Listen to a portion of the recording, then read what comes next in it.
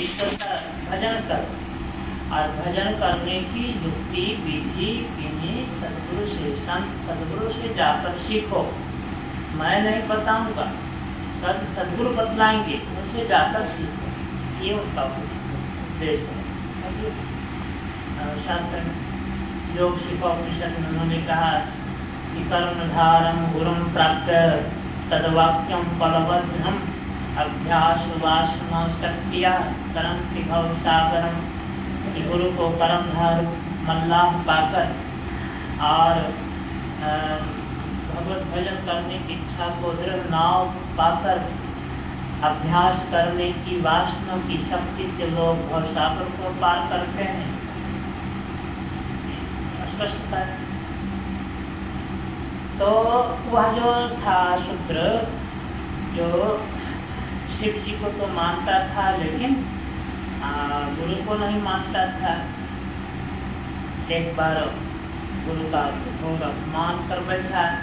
शिव जी के मंदिर में बैठकर वह शिव मंत्र जप रहा था और उसी समय गुरु जी आए और कर वह प्रणाम नहीं किया, बैठा ही रह गया। यह सोचकर भाई गुरु तो मनुष्य है, हम तो शिव जी का नाम जप रहा है। तो गुरु जी को तो क्रोध नहीं हुआ, लेकिन शिव जी को बर्दाश्त नहीं हुआ। आकाशवाणी करते हैं कि मूर्ख अंधभिमानी। तो गुरु को तुम गुरु को इस तरह से अपमान करोगे। अगर जब तुमको दंड नहीं दो तो तुम्हारा और लोग नकल करने लग जाएंगे, गुरु का अपमान करने लग जाएंगे। और गुरु का अपमान का परिणाम ये होगा कि संसार नष्ट भ्रष्ट हो जाएगा, वेद का सिद्धांत खत्म हो जाएगा। जौन दंड करम फल तोरा भ्रष्ट हो इससे मानव थोड़ा। इसमें मैं तुझको अवश्य दंडित करूंगा।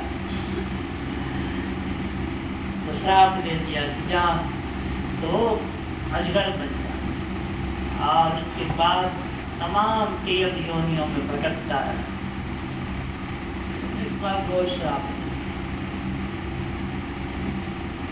इसकी दुर्गति दुर्दशा देखकर गुरु जी को बड़ी दया लगी। वो हाहाकार कर उठे और भगवान शिव की स्तुति करने लगे। स्तुति से खुश हुए तो गुरु जी वरदान मांगते हैं कि पहले तो आप अपनी भक्ति दीजिए और दूसरा वरदान यह दीजिए कि जो मेरा शिष्य जिसे आपने श्राप किया है इस पर विशेष कृपा कीजिए, श्राप से थोड़े काल में मुक्त हो जाए। तो गुरु जी की प्रार्थना पर गुरु भगवान शिव प्रसन्न होकर के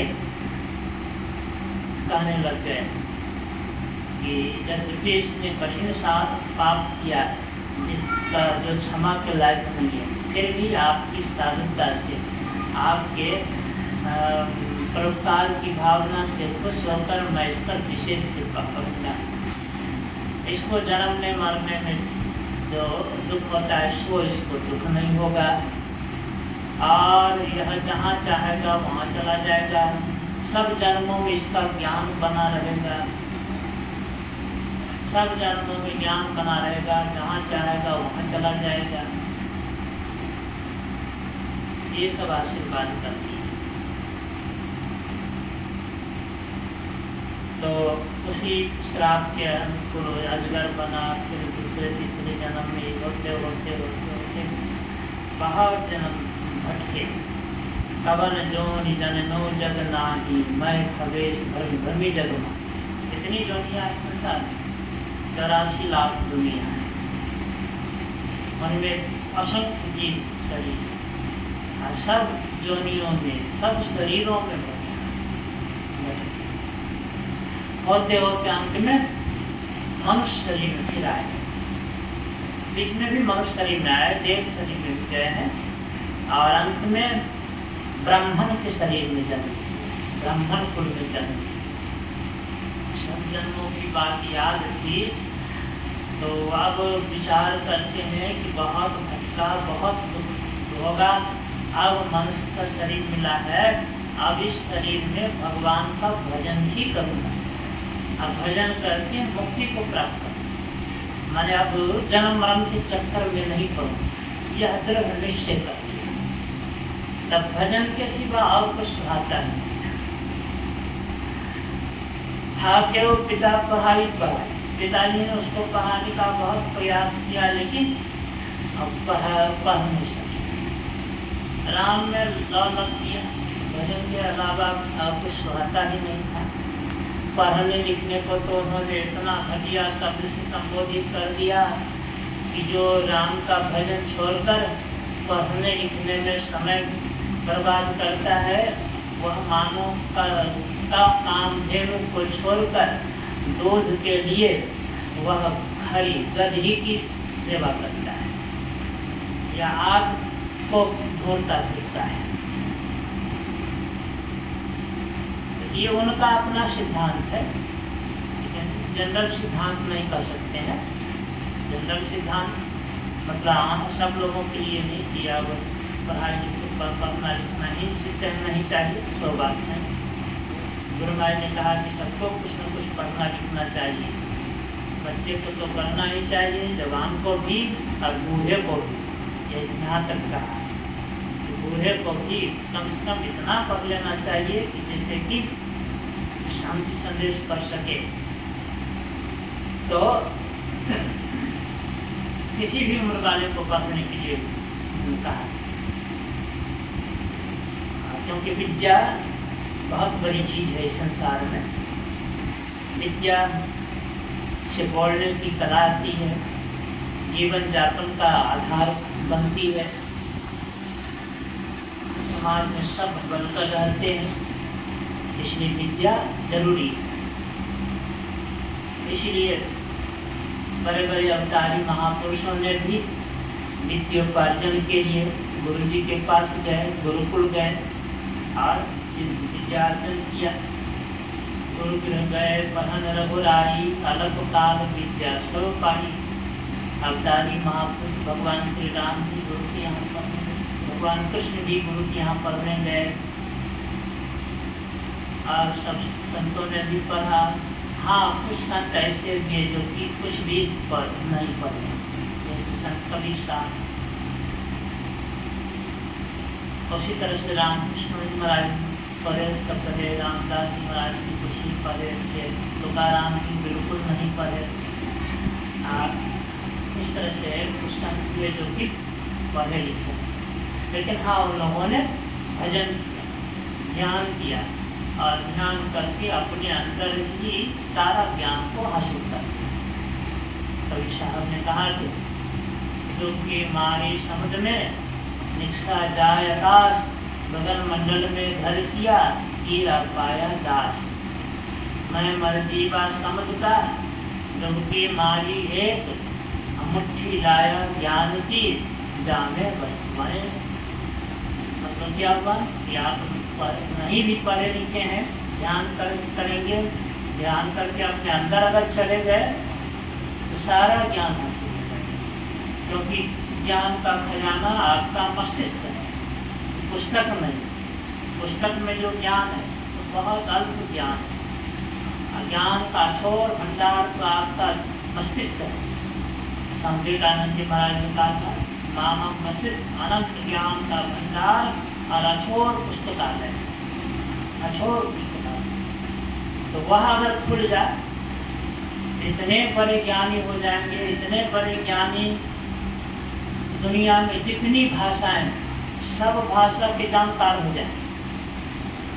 मनुष्य की भाषा को जाने तो क्या हुआ, पशु पक्षी की भी भाषा को आप जाने तो जाए। चींटी के पाँव में पायल बजती है तो भी साफ सुनता है। आने छोटा पिपली की आवाज को भी आप सुने और उसकी भाषा को भी समझ जाए। सब विद्या परिपूर्ण, बिना पढ़े लिखे किस ग्रंथ में कौन से पृष्ठ पर कौन सी पंक्ति में कौन सी बात लिखी हुई है वो भी पता नहीं, जब तो ग्रंथ का कभी दर्शन नहीं। सब बतलाते हैं। दिव्य ज्ञान का उसको दिव्य दृष्टि। किताब में तो अक्षर अक्षर में लिखा हुआ है, अक्षर किताब में तो उसको बता आप मन कितना सूक्ष्म है, किसी के मन में कौन सी बात हो रही है सो भी आप बता दीजिए। धरती के अंदर क्या है, समुद्र के तलहटी में क्या है, पहाड़ की गुफा में क्या है, आसमान की चोटी पर क्या है, सब कुछ जानने लग जाए। कोई ज्ञान छिपा नहीं। कबीर साहब की वाणी में है कि त्रिपुटी महल में विद्या सारा, धन हर गर्जे बजे नगारा। ध्यान करके त्रिपुटी महल में जाएंगे, सहजल कमल के ऊपर त्रिपुटी है, वहाँ जाएंगे तो सारी विद्या हासिल करें। एक बार की घटना है, गुरु महाराज का प्रोग्राम आसाम तरफ हुआ था, बंगाल आसाम तरफ, जहाँ की बंगला भाषी लोग ज़्यादा रहते हैं। तो संत मत का सत्संग जो भारतीय भाषा में हिंदी में होता है इसी तरह से, तो वहाँ के भक्तों ने आकर गुरु महाराज से निवेदन किया कि हुजूर यहाँ बंगला भाषी लोग अधिक हैं और हिंदी समझ नहीं पाते हैं, तो अगर बंगला में प्रवचन होता तो सब लोग यहाँ के लोग भी आसानी समझ पाते और सत्संग में बंगला भाषी लोग उपस्थित होते। तो गुरु महाराज जी ने संत देवी जी महाराज से कहा, संत देवी जी आप तो बंगला में बोलते भी हैं, तो आप भी बोलिए। संत देवी हाथ जोड़िए, बोले हुजूर काम चलाने भर के लिए मैं कुछ बोल लेता हूँ, लेकिन संतमत का ज्ञान का उद्घाटन बंगला भाषा में मैं कर सकूँ, यह मुझसे नहीं होगा। तो महाराज बोले कि ठीक है, मेरे पास माइक लगे। उनके सामने माइक दिया गया, गुरु महाराज बंगला में बोलने लग गए। एकदम शुद्ध बंगला में घंटों तक बोलते रहे। सेवक लोग एकदम स्तब्ध होकर आश्चर्य से सुनने लगे कि क्या बोल रहे हैं गुरु महाराज। अब तक गुरु महाराज को बंगला में बोलते लिखते पढ़ते नहीं देखे थे सेवक लोग, और आज घंटों तक बोल रहे हैं बंगला में। जब डेरा पर गए बादशाह पर, तो किसी भक्त ने पूछ दिया, हुजूर आप तो कभी बंगला में बोले नहीं, लिखे पढ़े नहीं, कैसे बोल गए? तो गुरु महाराज कहते हैं त्रिपुटी महल में विद्या सारा, त्रिपुटी महल में विद्या सारा का समाधान हो गया। त्रिपुटी में अब ध्यान करके त्रिपुटी महल में जाएंगे तो सारी विद्याएं अपने आप हो जाएंगी। तो कुछ संत हुए जो कि पढ़ने लिखने नहीं गए, लेकिन ध्यान करके सारी विद्याओं को, सारे ज्ञान को हासिल किया और महान बने, बड़े ज्ञानी बने। लेकिन उनका नकल अनुसरण करने को गुरु महाराज जी ने नहीं कहा, उनका अनुसरण करने को नहीं कहा। अनुसरण करने को कहा जो कि संत विद्यार्थन भी किए और ध्यान साधन भी किए, सत्संग भजन किए, तो कहा उनका अनुसरण करो। तो वो ब्राह्मण का अंतिम जन्म था, अंतिम जन्म ब्राह्मण का शरीर मिला था। सब जन्मों की बात याद थी, सब जन्मों के दुख को दुख सुख याद थी। तो अब भगवान के भजन के सिवा और कुछ भाता नहीं था, इसलिए पढ़ लिख नहीं सके। माता पिता का जब अंत हो गया तो राम भजन करने के लिए जंगल को चले, ऐसा ही रामायण में पढ़ा। और वहाँ जाकर मुनीश्वरों से जाकर के भक्ति भजन के बारे में पूछने लगे। यह लगन किनको लगी? जिनको पूर्व जन्म की बात याद हो जाए। तो हम लोग भी बहुत जन्म भोगे। ऐसा कौन सा शरीर जिस शरीर में हम लोगों ने जन्म नहीं लिया होगा, या पहला शरीर नहीं है, इसके पहले असंख्य शरीरों को भोग चुके हैं। जब से सृष्टि बनी है या जब से सृष्टि चक्र में हम आए हैं, तब से संसार चक्र में घूम रहे हैं। कितने शरीर में गए होंगे उसका कोई आंकड़ा नहीं, लेकिन हम लोगों को याद नहीं। यही दुर्भाग्य की बात है कि याद नहीं। अगर याद रहती तो फिर भगवान के भजन के सिवा और कुछ नहीं सुहाता। याद नहीं है इसलिए भजन नहीं सुहाता है और संसार सुहाता है। यही बात है। याद नहीं रहने के कारण भजन नहीं सुहाता और संसार सुहाता है, विषय सुहाता है। और इसी के उलट फेर में रात दिन परे रहते हैं, जीवन भर परे रहकर जीवन बिता देते हैं।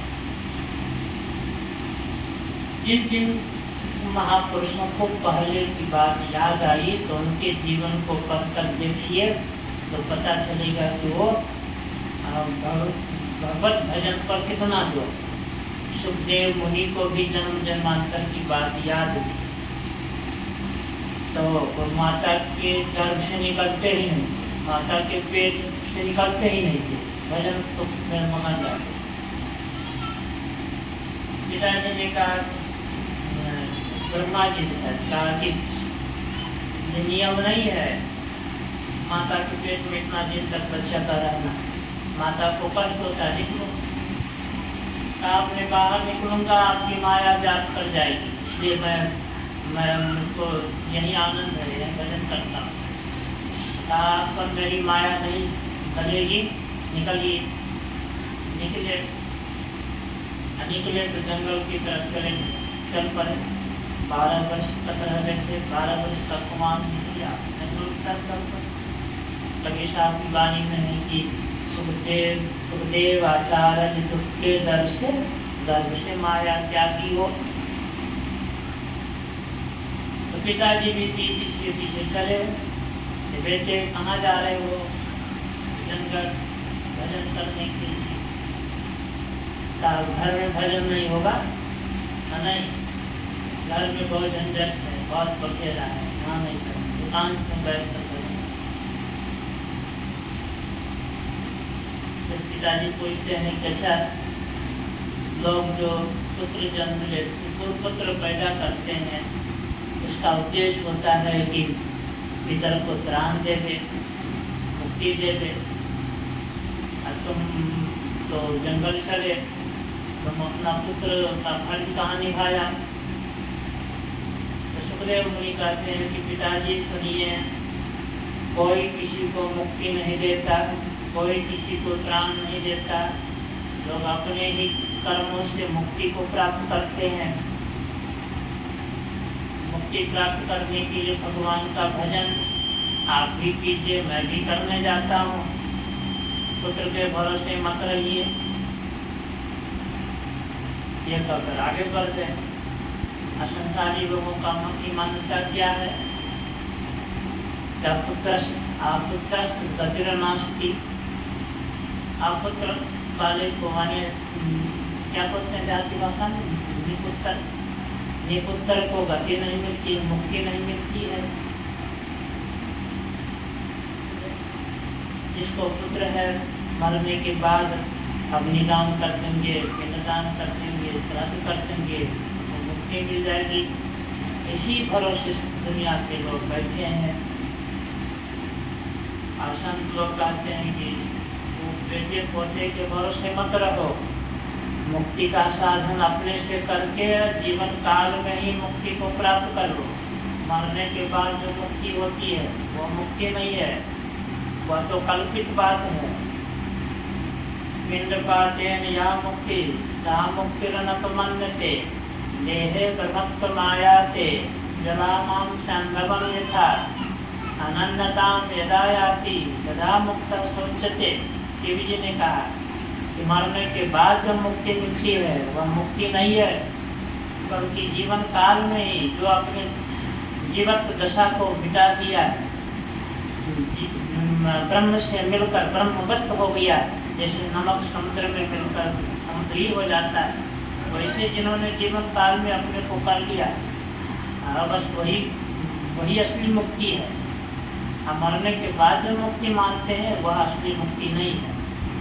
शिव जी ने कहा, और तब पलटू साहब ने भी साफ कर दिया, एक दूसरे तीसरे के भरोसे मत रहो, बेटे पोते के भरोसे मत रहो, अपनी अपनी करनी अपने अपने साथ करे सो आगे आवे, बाप के करनी बाप पोत के पोते पावे, जोरू के जोरू फले, खसम के खसम को फलता, अपनी करनी से जीव सब पार कर। नेकी पति है संग और ना संगी कोई, देखो बुझ विचार संगी जय है कोई, पलटू करनी और के नहीं और के मात, अपनी अपनी करनी अपनी अपनी साथ। बस अपने से मुक्ति का साधन कर लीजिए, इसी में बहादुरी है, और दूसरे के भरोसे नहीं। सुखदेव मुनि यह कहकर आगे बढ़ गए, फिर भी बेरोजगार जी जा रहे पीछे पीछे। अच्छा तुम्हारी सब बात ठीक है, अच्छा तुम जंगल में जाकर भजन करोगे तो भजन करने की विधि जानते हो? आप भजन करने की विधि तो नहीं जानता, तब जंगल जाकर खाक तुम भजन करोगे? भजन विधि से न होता है, युक्ति से न भजन होता है। अयुक्ति मिलती है गुरु से, तो तुम गुरु के पास गया नहीं, युक्ति मिलती नहीं, तो जंगल जाकर तुम भजन कर लोगे? शास्त्र में तो ऐसा लिखा हुआ है, दुख विश्वोक विश्व काम चिंतकेन मोहर मोह न सत्यते मनोजेतुम बिना युक्ति मनिता, कि कोई बिना युक्ति जाने कोई रात पर पुनः पुनः एकांत में बैठे फिर भी मनोदय करने में समर्थ नहीं होता। तुम युक्ति जाने बिना जंगल जा रहे हो। कहा तब सुखदेव जी अब पकड़ लिया, सुखदेव जी अब नृत्य कर, तब कहते हैं अच्छा पिताजी आप ही बदला लीजिए, आप भी तो जगत गुरु कहलाते हैं। नहीं मैं नहीं बताऊंगा, उनमें और मुझमें पिता पुत्र का संबंध है। युक्ति बताने वाले तो गुरु होते हैं, गुरु शिष्य में युक्ति की परंपरा होती, और मुझमें तुझमें तो पिता पुत्र की परंपरा है। ऐसा कहाँ गुरु मिलेंगे बता दीजिए।